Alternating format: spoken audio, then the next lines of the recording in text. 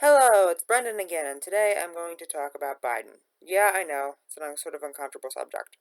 First things first, I despise Biden, I don't like Biden, I hate Biden, but I'm still going to vote for him because on climate, he is the best one between Trump and him. And there's nobody else going to win this. It's either going to be him or Trump. And keeping Trump, he is 1,000 times better than Trump, 1,000 times better than Trump, environment, and almost anything else. So I'm going to vote for him. And people are going to say, other climate activists, other people are going to say about Medicare for all and Green New Deal and other Bernie's policies, they're going to say, well, Biden's never going to support that, so, you know, I'm not going to support him. Whoa. They're not so fast. You've all been talking about how electoralism is this, or electoralism, I'm guessing, which is the idea that you can just elect a candidate and they'll do whatever you want for them is going to work, is incorrect. Well, that's true.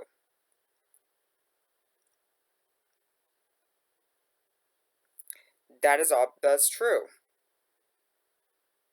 And I'm going to get to explaining more of that. But first, I want to talk about Tara Reid. Yes, I believe her. I completely believe her. One reason why I think Biden's a bad person. That. I believe any woman that's allegations of that type of thing, unless they've made false allegations before, and a large number of false allegations before, and nobody has done that. I believe every woman that's done it says stuff because the FBI says that it's very incredibly rare that would ever happen, that they would ever lie. So I do believe every woman that says that. I do believe her story, and I do think, yeah, it might come out late, but the reason why it came out late is most of them come out late because it takes time for someone to stand up to somebody, especially someone that's a senator or vice president or a candidate for president. But I believe her. I can truly believe her, and I believe Biden belongs in jail, not in the White House. But Trump has also done the same thing, and has done it more, seemingly done it more than he has. Trump has just as bad, if not worse, or if not less, respect for women than Biden has. Probably it's hand down less.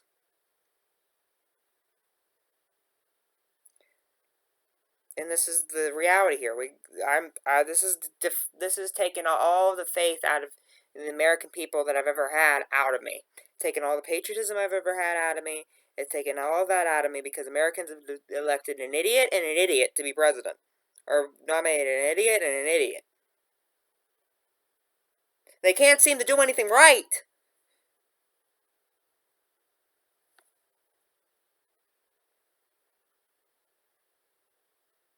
I mean, come on. Seriously. Why can you not... Biden's electable. No, he's not. He can't think half the stuff he needs help talking. His wife has to talk for him some quarter of the time. He can't remember anything anymore. He's getting senile. Personally, I believe a good reason to vote for Biden is he's probably going to have a better vice presidential candidate than him. And he's probably not going to survive not that long into his term.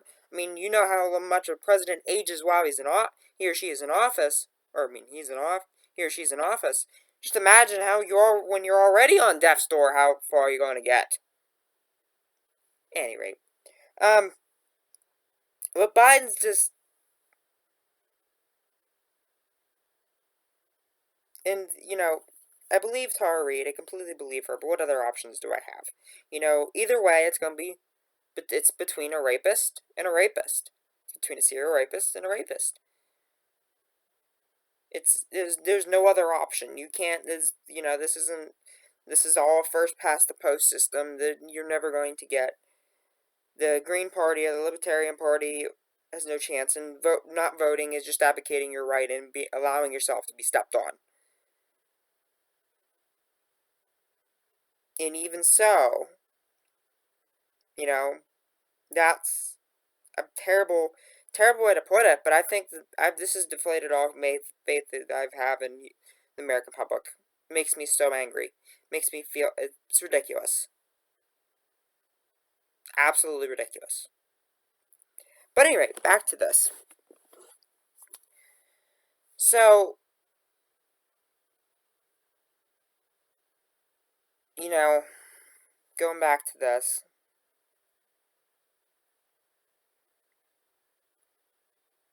Going back to this. You look at this. If you look back in history, people say he's not going to pass the Green New Deal or the Medicare for All and that sort of stuff.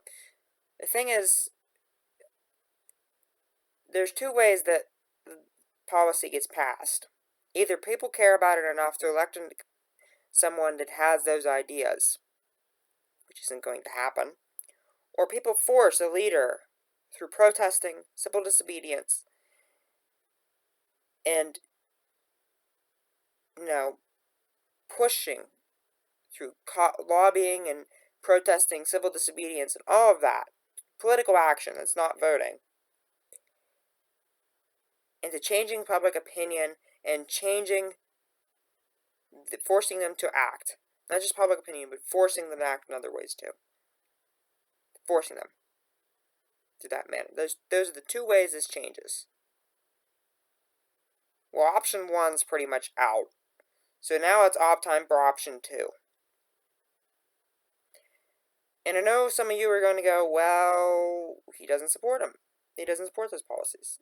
Not so fast. He does have pretty good gun control policies. He does, he supports something like not universal health care, not necessarily universal health care, and not Medicare for all. But he does support some action on climate. He's reluctant to do the things that Bernie's policies do. Not necessarily completely against them, but he's reluctant. Well, we guess he is against them. I mean, he sort of is. But he's more reluctant than against. Politicians a lot of times do things they don't personally believe in. They're forced to. It's how they keep themselves in office. And obviously, Biden thinks he can go another 4 years. I mean, he's going right now. I don't think anybody else thinks that, but apparently he does. Anyways, so, and there's through several times throughout history that that presidents have not supported things that they were reluctantly and they didn't want to support. For example, Woodrow Wilson and women's rights. Originally, he didn't support women's rights. Woodrow Wilson was incredibly racist. He's the one that basically segregated the entire government. But he reluctantly acted on women's rights because of protests. Reluctantly.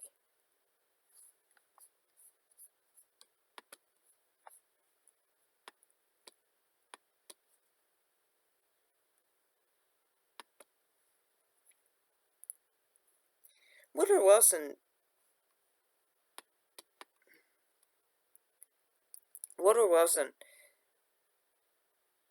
he supported the status quo and didn't want women to get the right to vote.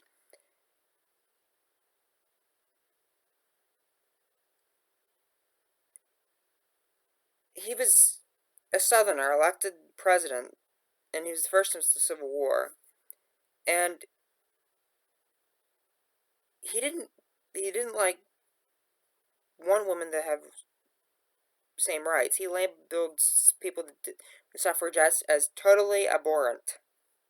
Abhorrent. But then, after World War I, the public opinion changed because of women being involved in World War One, and being involved as nurses, ambulance drivers, telephone operators on the front lines, and being involved doing production of arms and stuff in factories back home. He changed his views.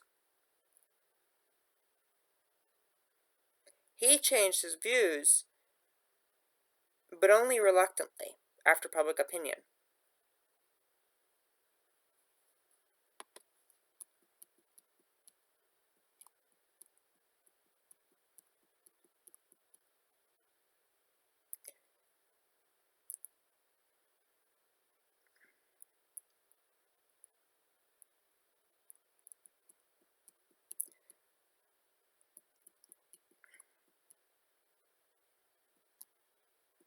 So,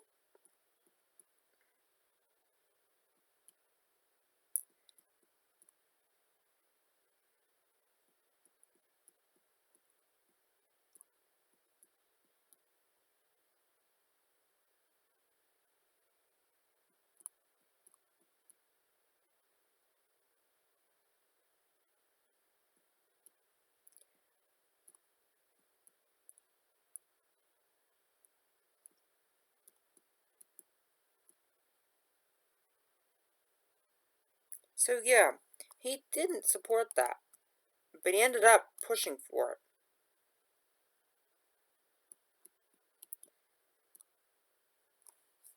So, then, on August 28, 1917, Woodrow Wilson, the White House was picketed by suffragettes to demand an amendment to support that would guarantee the women's right to vote.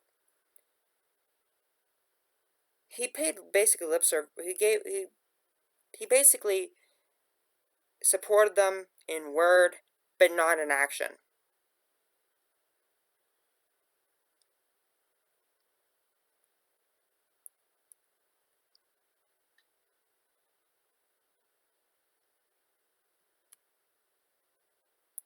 So,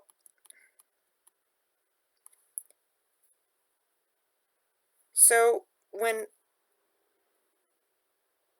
the protesters were protesting in the White House, or the suffragists were protesting, some of them had anti-World War I slogans, in addition to people wanting to vote, and some people that supported the war clashed with, or people that supported the war clashed with them and started throwing rocks and throwing other stuff at them. And the women were the ones that were arrested.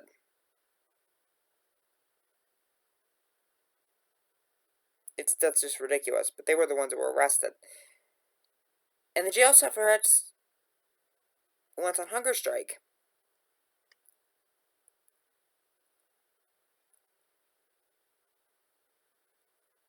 And were force fed. Wilson, worried about the public publicity from this, started actually pushing for the amendment, and instead of just doing lip service to them. And they finally agreed to doing something about it. Kennedy and the Civil Rights Movement is also another example. Kennedy had a large portion of his Democratic base in the South. So he didn't want to do anything because he could lose that part of Congress. You know, he would lose the election.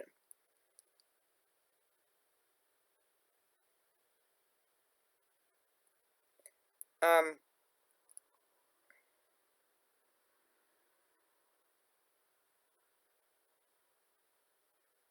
when he campaigned, he didn't campaign on giving the blacks the right to vote, or excuse me, giving blacks equal rights. That included the right to vote. They technically had it, but weren't given it. He campaigned on basically anti-communist stuff. He on trying. That's what he campaigned on. The Peace Corps came from President Kennedy.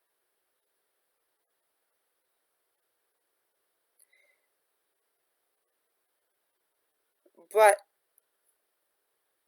you know,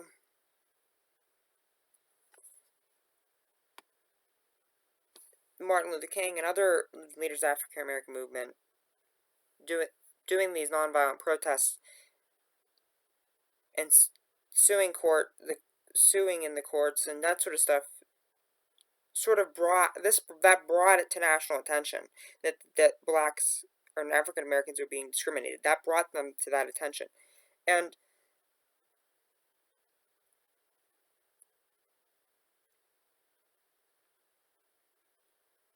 so he really didn't. So after years of doing that, started to actually push that forward.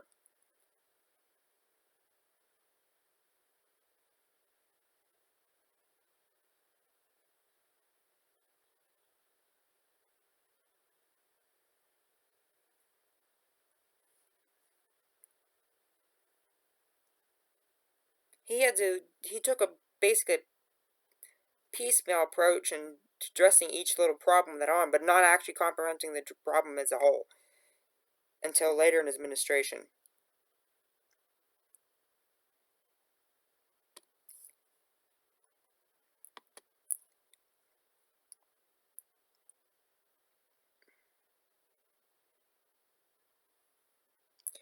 Some of the, he didn't.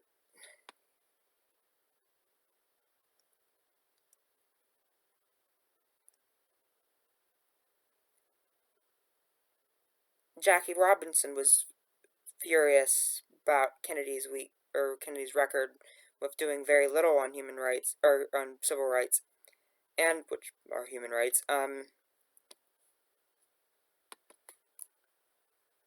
So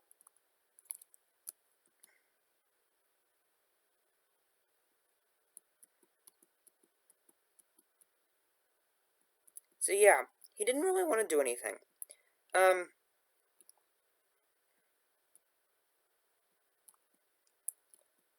he didn't want to do anything about civil rights. He didn't want to, do anything of that nature.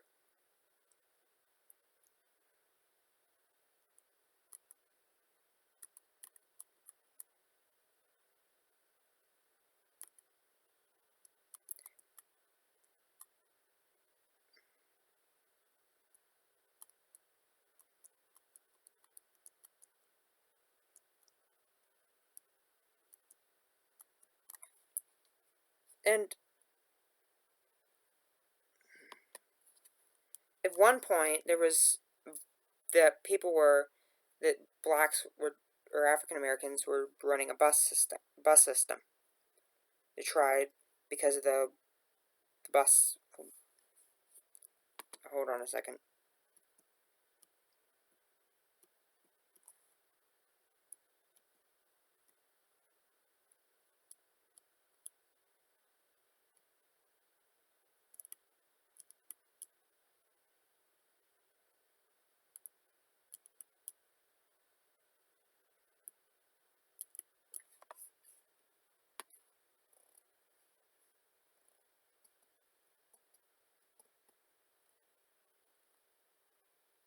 Let's see if I can find it.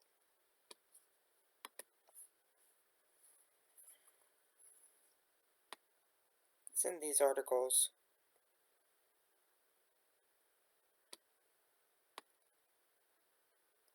I think. Notes.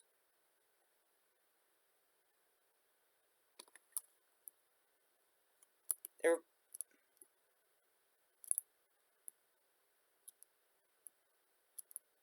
Is it this one? I swear it was this article.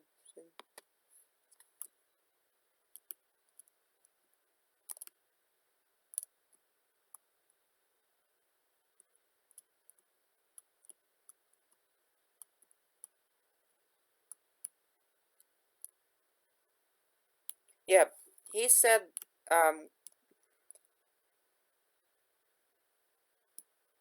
Jackie Robinson said if he didn't take a bigger stand in civil rights, he would support Nixon.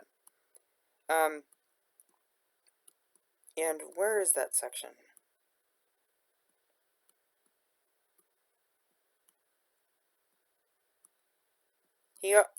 And when Martin Luther King was arrested, he tried to negotiate Martin Luther King's release, but he still didn't pass any civil rights legislation. Um,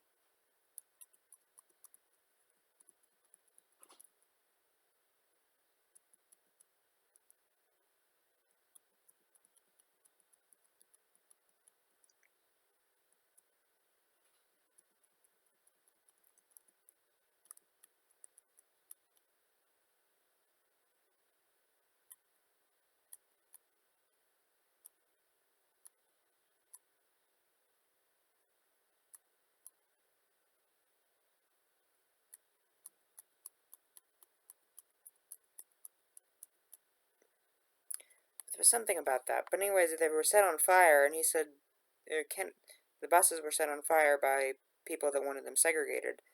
And he said, why can't you just not have your people on the buses? Something to that effect. John F. Kennedy said something of that effect. And what really got his administration to start moving was protesting again. It was the people protesting. And in the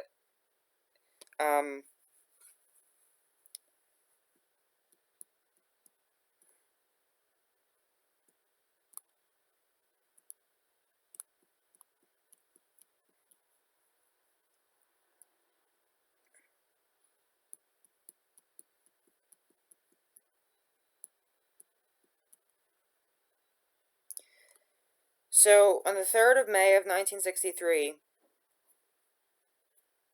police attacked the civil rights protesters in Birmingham with police dogs, fire hoses, clubs, and viciously. And this was actually, this created a big problem for Kennedy because, again, this caused the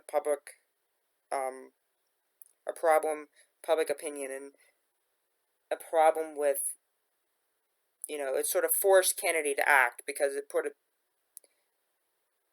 and that's when he actually started working to pass civil rights legislation. Also, Obama, you can say similar things for Obama. Obama's record on LGBT rights has been back and forth.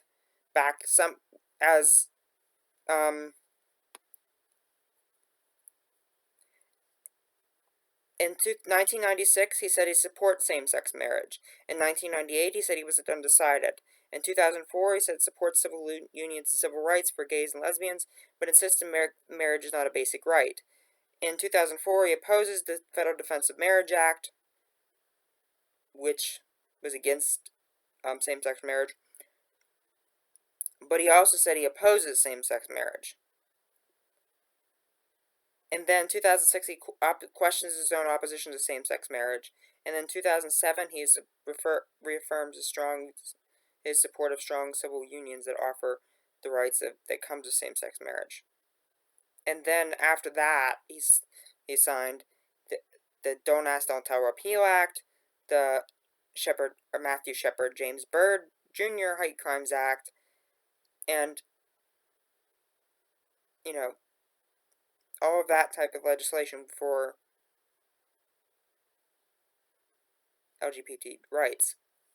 And the executive order protecting the LGBT employees working for government contractors, and all of that.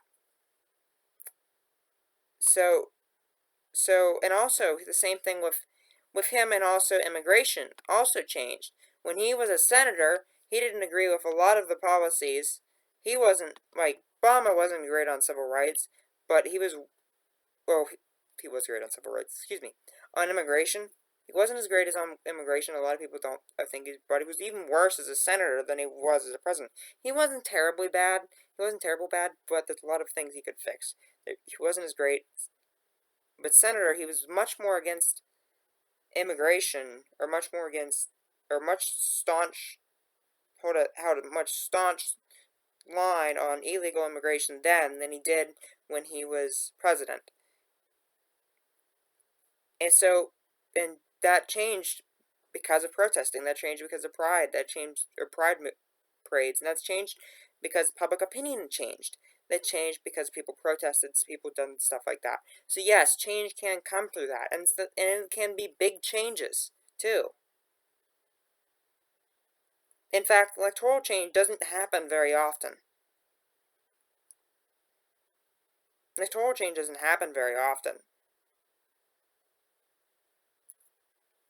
So, we need to focus on that. And also, some people will say, what about Trump? What can't we get him to do that? No. The answer is no. You can't get Trump to do that because Trump has there's no benefits for Trump to do that. The reason why a president like Biden would want to do that is because his base is mostly Democrats. So he'll support policy that is more in line with what the Democrats support. Trump, on the other hand, supports policy that's in line with what the Republicans support. A lot of them don't agree with doing anything on the climate crisis, or they don't agree with universal health care. If not, or the most of them do. Majority of them do. A super majority of them do. So, there's no benefit for Trump to say something like that. Do something like that. Plus, Trump isn't a normal politician. He doesn't usually change. I don't even know if he would change his opinion on it anyways. Then again, he's very concerned about his election. Who concerned? And he has wishy-washy policy. But it's not on environmental stuff he doesn't have wishy-washy policy on. And he's just not going to be Trump can't, that's not going to change. Trump's opinion on this is not going to change as long as the Republicans don't. And it's not going to. Very easily. Democrats, on the other hand, can be forced to change on this. Republicans can't, because it's not on their platform. So there you go. This is the reason why, and you look at the election and climate crisis and you go, well, we need to have something done now, because 2020 is a year that we need to peak emissions. We need to start to have emissions going down from now on. Emissions have to be decreasing from now on. That's final. We have to get, in this decade, we have to meet at least, we should meet 70% of our emissions reduced by 2030. That's not, or, over 50%. It has to be way over 50%, because of all the tipping points we're not counting in, and all the other, tipping points we're not counting into it. Equity we're not accounting for, and we're assuming that humans are going to be able to pull millions of tons of carbon dioxide out of the atmosphere, which technologies that currently aren't viable. We need to be able to, and that's for a 50% chance of staying below 1.5 degrees Celsius. We need to stay below 1.5 degrees Celsius. If we're going to do that, that requires a president that will do something on the climate crisis. And Biden does want to do something. He does want to act on, he does have a plan supporting action on climate change. Not nearly enough at this moment, but he does have a plan to do something on the climate crisis.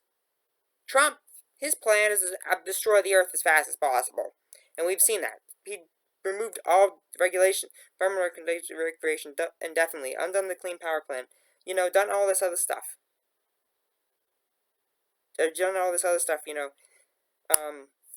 Try to undo California's fuel economy regulations in addition to the U.S. ones.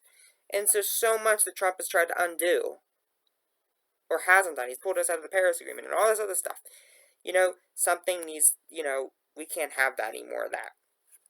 And I'm thankful for Sunrise, where Sunrise is saying that they will spend money to try to get Biden elected and try to get independent Democrats and young youth to vote for him, but only if he backs agreeing to doing Medicare for all and that type of policy.